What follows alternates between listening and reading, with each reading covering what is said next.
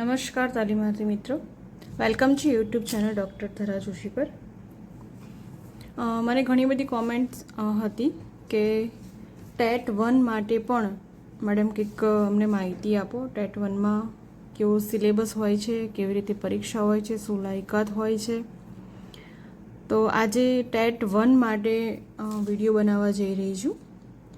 અગાઉ પણ મેં ટેટ 2નું પણ સિલેબસ મૂકેલો છે. કોઈ પણ એક્ઝામ તમારે પાસ કરવી હોય તો પહેલાં એનો સિલેબસ તમને ખ્યાલ હોવો જોઈએ. નહીં તો એમને સિલેબસ ખબર ના હોય ને તમે તૈયારી કરશો તો કોઈ પણ યોગ્ય દિશામાં તમે જઈ શકશો નહીં, એવું મારું વિચારવાનું છે. કેમ કે સિલેબસ જ ખબર ના હોય તો તમારે ક્યાંથી તૈયારી શરૂ કરવી, કેટલું વાંચવું, કેવી રીતે વાંચવું, એ તો તમને ખબર પડશે નહીં. તો આજે તો હું સિલેબસ તમને માહિતી આપીશ, એના પછી એના વિડીયો પણ હું બનાવવા જવાની છું. કારણ કે તમને ખબર છે કે સરકારે હવે ટેટ પરીક્ષા વર્ષમાં 2 વાર લેવાનું નક્કી કરેલું છે. જે બીએડ કરેલા મિત્રો છે એમના માટે પણ, અને જે હાલ શિક્ષકો જે છે કે જેને ટેટ પરીક્ષા પાસ કરેલ નથી એમને પણ ટેટ હવે એક્ઝામ આપવી પડશે. તો વખતના સુધારા પણ થતા જ હોય છે. આ સિવાય ટેટ અગાઉ પણ કોઈ આપેલી હોય એ પણ હવે માન્ય ગણાશે. પહેલાં એમ હતું કે જે નવા અમુક વર્ષ પછીના જે હોય છે ટેટ પાસ કરેલા એ માન્ય ગણાતા નહોતા, પણ હવે બધા જ મિત્રો જે ટેટ પાસ કરેલા છે એ પણ હવે માન્ય ગણાશે. તો ઘણી બધી બાબતો જે છે આજે આપણે એની જે સિલેબસ છે એના વિશે આપણે ચર્ચા કરીશું. તો તમને ખબર છે કે રાજ્ય પરીક્ષા બોર્ડ દ્વારા સિલેબસ મૂકવામાં આવેલો હોય છે, એની વેબસાઇટ પર પણ હોય છે. તો એ જે વેબસાઇટ પરથી જે એને સિલેબસ મૂક્યો છે એ જ એના ઉપરથી તમને હું ચર્ચા કરવાની છું, જે તમને સચોટ માહિતી મળી રહે, કે ટોપિક જેટલા છે બધે જ તમને ખ્યાલ આવે. તો 2025માં જ્યારે એક્ઝામ લેવાય ત્યારે રાજ્ય પરીક્ષા બોર્ડે આ જાહેરનામું બહાર પાડ્યું હતું. હાલ તો જૂનું છે પણ એ જ સિલેબસ હાલ છે. તો સિલેબસ વિશે આપણે પહેલાં માહિતી જ મેળવીશું. તો શૈક્ષણિક લાયકાત જે છે એની વિગતો આપણે જોઈએ. આ વિશે હાલ આપણે વધારે ચર્ચા નથી કરતા કારણ કે આ જૂનો કાર્યક્રમ છે એટલા માટે. તો પ્રાથમિક શાળા ધોરણ 1 થી 5માં પ્રાથમિક શિક્ષક વિદ્યા સહાયક તરીકે નિમણૂક મેળવવા માટે રાજ્ય સરકાર દ્વારા નક્કી થયેલા અને વખત સુધારા સાથેની શૈક્ષણિક અને તાલીમની લાયકાત ધરાવતા તથા અન્ય જોગવાઈ શરતો પરિપૂર્ણ કરતા ઉમેદવાર જ આ શિક્ષક યોગ્યતા કસોટી 1 માટે ઉપસ્થિત થઈ શકશે. એટલે કે પીટીસી અથવા ડીએલએડ જે કોર્સ છે એ પણ તમે કરેલો હોવો જરૂરી છે, તો જ તમે ટેટ આપી શકો. શૈક્ષણિક લાયકાત આપણે જોઈ લઈએ. ઓછામાં ઓછી HSC પાસ એટલે કે 12 પાસ હોવું જોઈએ તાલીમાર્થી, અને તાલીમી લાયકાત 2 વર્ષ પીટીસી એટલે કે ડીએલએડ કોર્સ અથવા 4 વર્ષની એલિમેન્ટરી એજ્યુકેશનની ડિગ્રી બીએલએડ અથવા 2 વર્ષનો ડિપ્લોમા ઇન એજ્યુકેશન એટલે કે સ્પેશિયલ એજ્યુકેશનનો કોર્સ. આટલા જે કરેલા તાલીમાર્થીઓ જે છે એ બધા જ આ ટેટ 1 એક્ઝામ આપી શકે છે. શૈક્ષણિક લાયકાતની વિગતોની ચકાસણી ભરતી પસંદગી સમિતિ દ્વારા કરવામાં આવશે અને આ અંગે ભરતી પસંદગી સમિતિનો નિર્ણય જ અંતિમ રહેશે. બોર્ડ ફી ભરેલ તમામ ઉમેદવારોને પરીક્ષામાં બેસવામાં તક આપશે. હવે કસોટીનું માળખું કેવું હોય છે?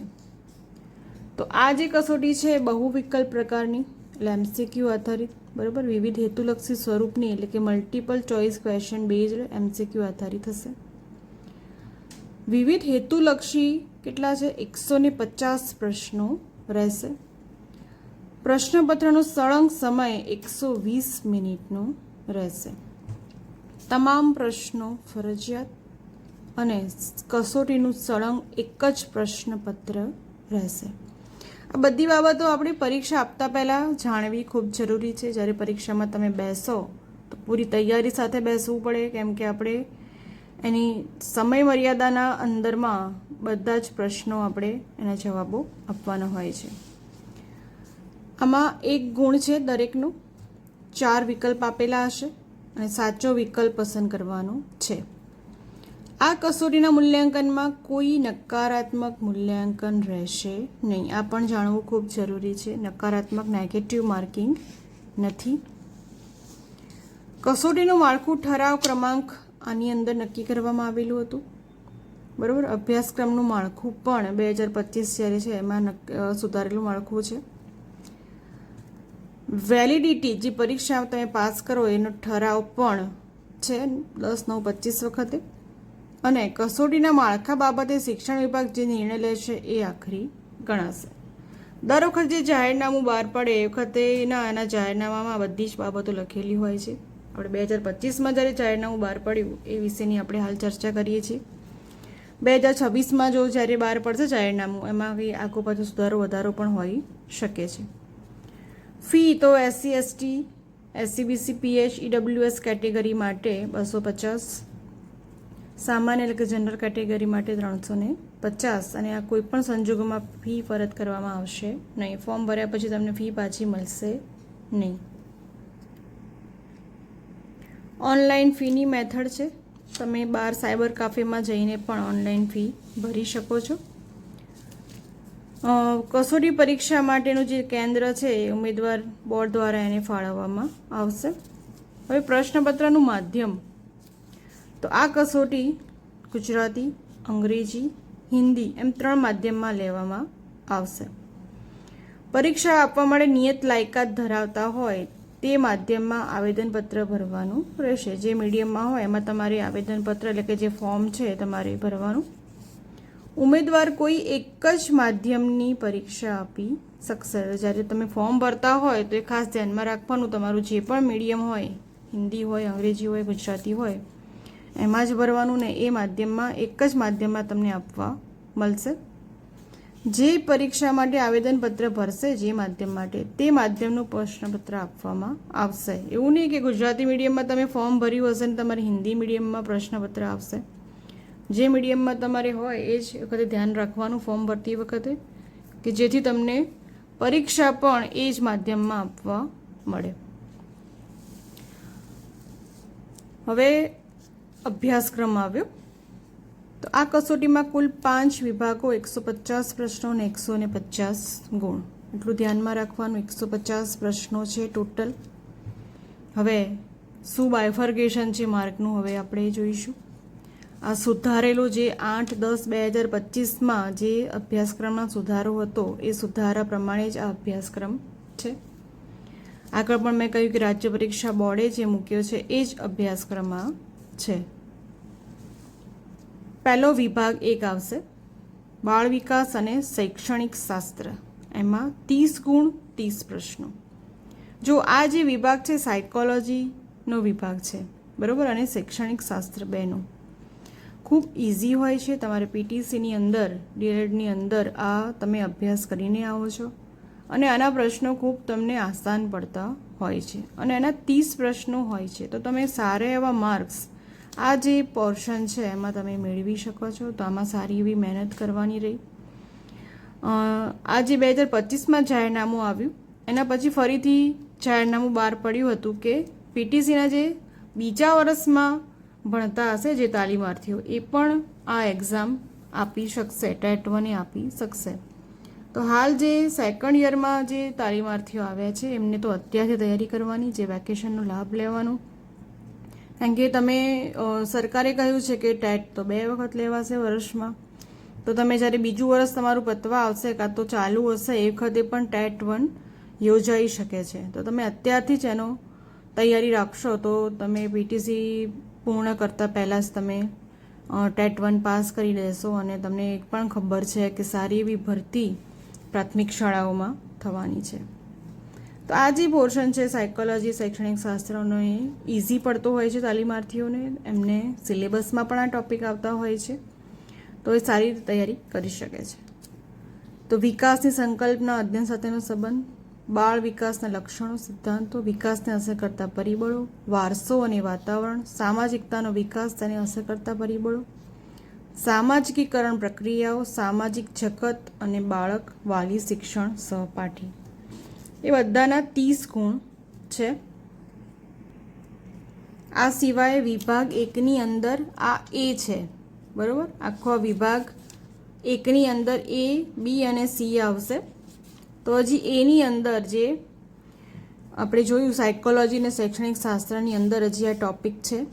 એરિક્સન, મોન્ટેસરી, ફ્રોબિલ, કોલરબર્ગ સિદ્ધાંત, શૈક્ષણિક ફલિતાર્થ, બાળ કેન્દ્રીય અને પ્રગતિશીલ શિક્ષણની સંકલ્પના, બુદ્ધિની સંકલ્પના અંગેનો સમીક્ષાત્મક દ્રષ્ટિકોણ, બહુઆયામી બુદ્ધિ, બાળકોમાં વિકાસ, ભાષા અને વિચાર, લિંગ, જાતિ, સામાજિક બંધારણ, લિંગભેદ, જાતિગત લિંગ ભૂમિકાઓના શિક્ષણના સંદર્ભમાં જાતીયતાની અસર, અધ્યેતાઓમાં વ્યક્તિગત ભિન્નતા, ભાષા, જાતિ, લિંગ, સમુદાય, ધર્મ વગેરે આધારિત ભિન્નતાઓની સમજ, અધ્યયનનું મૂલ્યાંકન અને અધ્યયન માટેના મૂલ્યાંકન વચ્ચેનો તફાવત, શાળાકીય મૂલ્યાંકન, સતત અને સર્વગ્રાહી મૂલ્યાંકન, CCE, દ્રષ્ટિકોણ અને પ્રયાસો, વર્ગખંડમાં અધ્યેતાઓની વર્ગખંડ તત્પરતા, અધ્યયન અને વિવેચનાત્મક ચિંતનના વિકાસ અને અધ્યેતાની અધ્યયન સિદ્ધિના મૂલ્યાંકન માટે યોગ્ય પ્રશ્નોની રચના. તો વિભાગ 1A માટે હતું. હવે વિભાગ B. વિભાગ 1ની અંદર જ છે A, B અને C. સમાવેશી શિક્ષણ અને વિશિષ્ટ જરૂરિયાત ધરાવતા બાળકો અંગે સમજ, એના છે 5 ગુણ. આગળ વિભાગ Aના કેટલા હતા? 30 ગુણ. 5 ગુણ 5 પ્રશ્નો.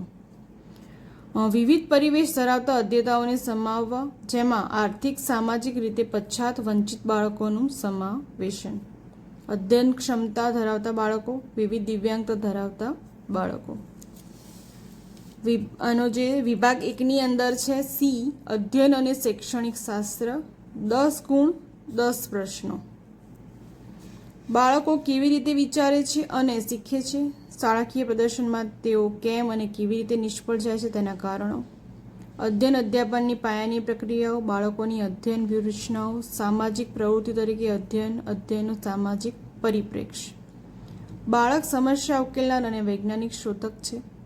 બાળકોમાં અધ્યયન માટેની વૈકલ્પિક સંકલ્પના, અધ્યયન પ્રક્રિયામાં બાળકોથી થતી ભૂલોની મહત્વના સોપાન તરીકે સમજ, જ્ઞાન, બોધ અને સંવેગો, પ્રેરણા અને અધ્યયન, અધ્યયનને અસર કરતા વ્યક્તિગત અને પર્યાવરણીય પરિબળો. તો આટલો વિભાગ 1 હતો. આપણે આ કયો જોયો? વિભાગ 1. એની અંદર આવે છે A, B અને C.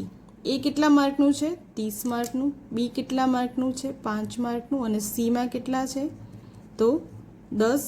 તો 5, 3 ને 4, 45 ગુણનો તો વિભાગ 1 જ છે.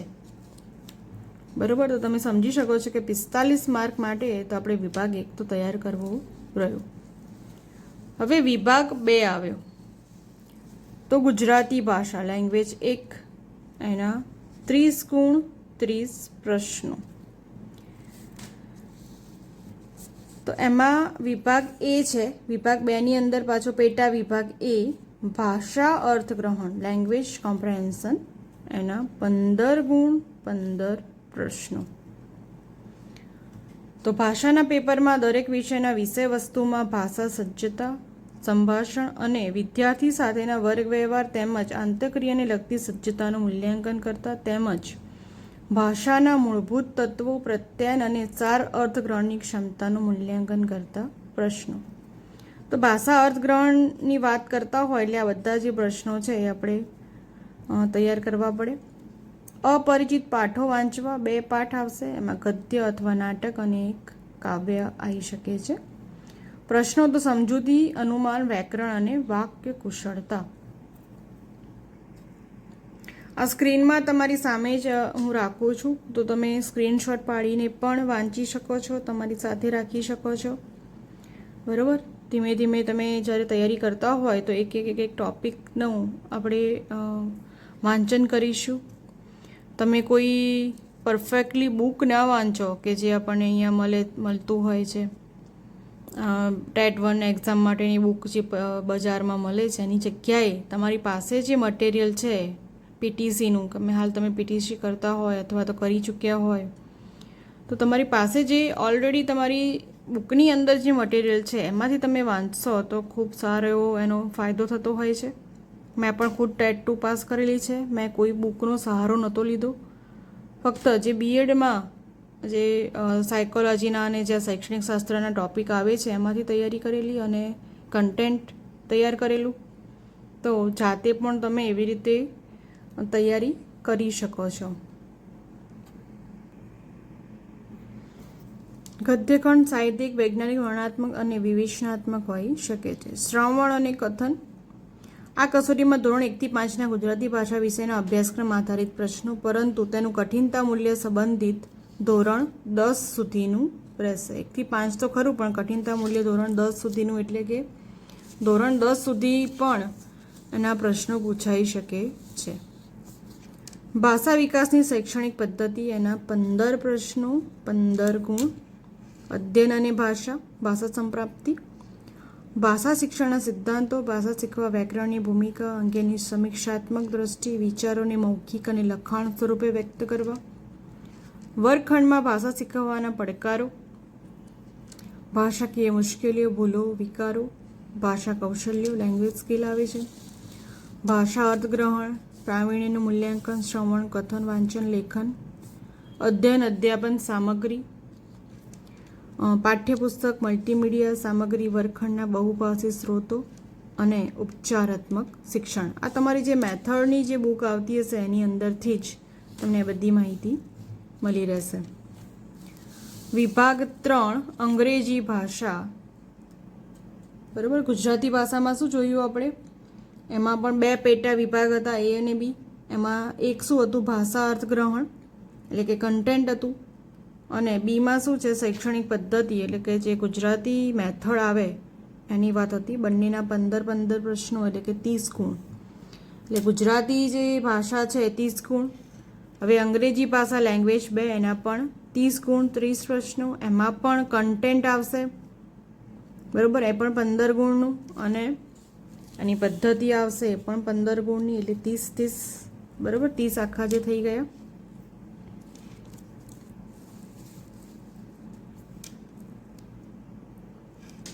અંગ્રેજી ભાષા, ભાષા અર્થગ્રહણ.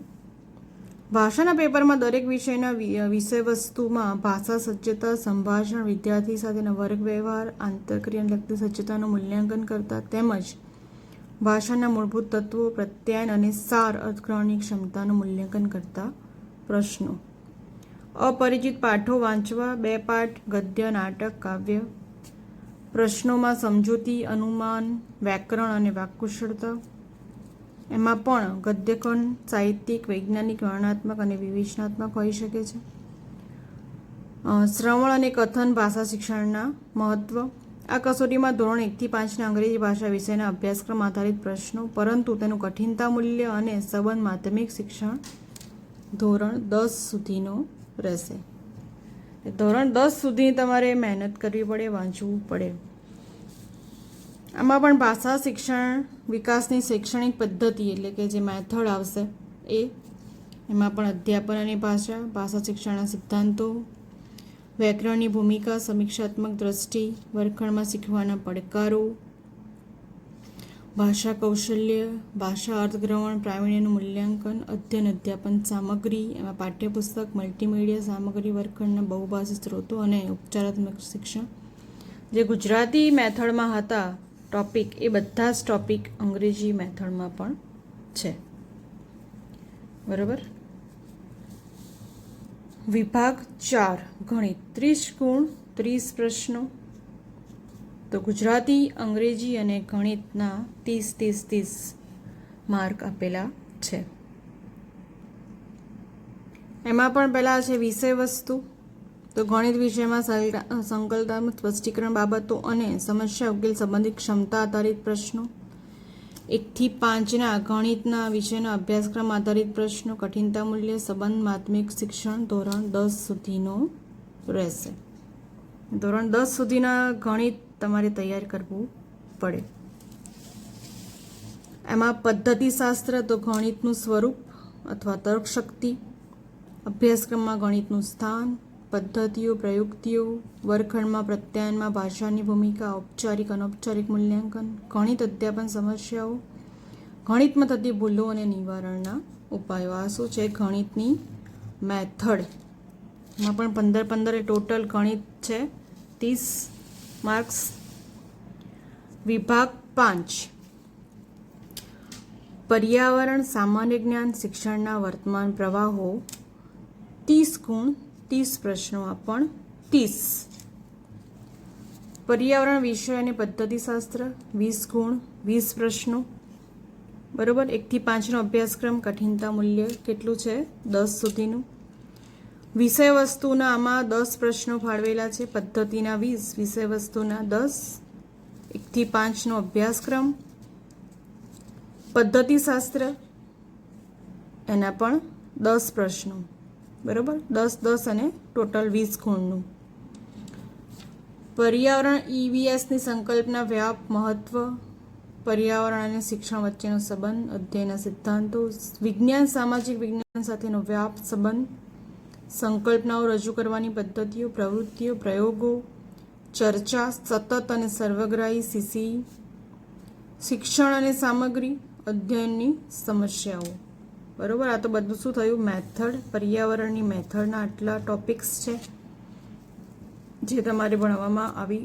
ગયેલા છે તો આ તો ખૂબ ઇઝી રહેશે 10 પ્રશ્નો અને 1 થી 5 નો અભ્યાસક્રમ આધારિત પ્રશ્નો છે આમાં ધોરણ 10 સુધીનું કઠિનતા મૂલ્ય એવું કંઈ લખેલું છે નહીં તો પર્યાવરણમાં તમે 1 થી 5 ધોરણો તૈયાર કરી શકો છો હવે આવે છે વિભાગ બી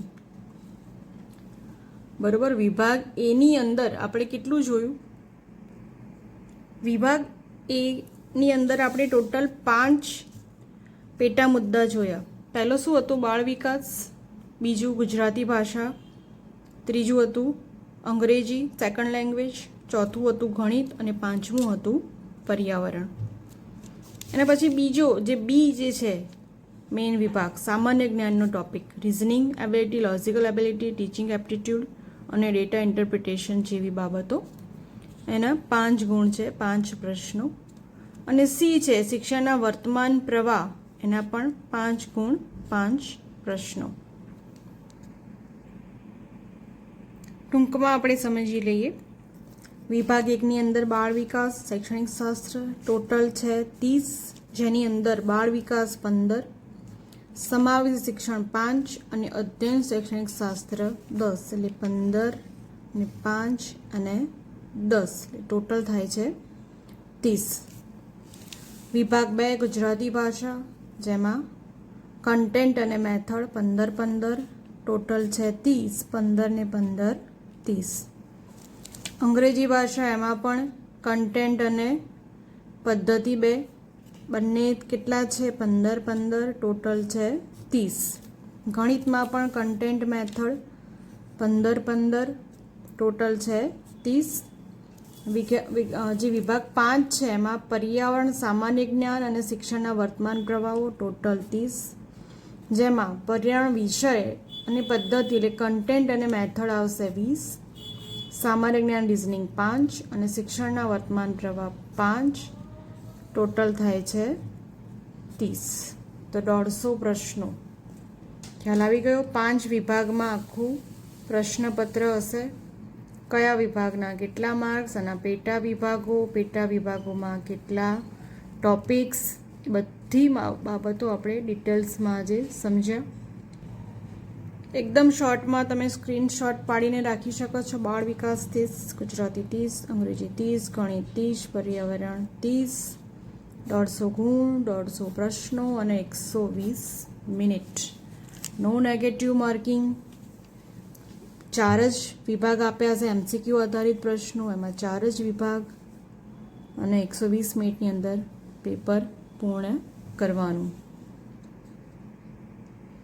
આ સિવાય જનરલ કેટેગરી માટે 60% પાસ કરવા માટે ઓછામાં ઓછા 90 ગુણ હશે તો જે પાસ ગણાશે અને જે કેટેગરી છે ST SC SC BC એટલે કે OBC PH એટલે હેન્ડીકેપ અને EWS માટે 55% એટલે કે 82 ગુણે પાસ ગણાશે તો બીજી બધી પણ થોડી માહિતી છે અગત્યની સૂચનાઓ છે ઓનલાઈન અરજી કરવાની રીત એ બધી માહિતી આપણે હાલ ચર્ચા નથી કરતા જ્યારે ત્યારે પરીક્ષા આવશે એ વખતે આપણે એ વિશે પણ માહિતી મેળવી લઈશું તો આશા છે કે આ વિડીયો તમને ઉપયોગમાં આવશે તમારી પાસે જો વિડીયો આવે તમે PTC કરેલો હોય DL કરેલો હોય તો બીજા તાલીમાર્થીઓને પણ આ વિડીયો પહોંચાડશો કે જેથી એ લોકો જે સિલેબસની યોગ્ય માહિતી મેળવી શકે અને એ પ્રમાણે તૈયારી ચાલુ કરી શકે.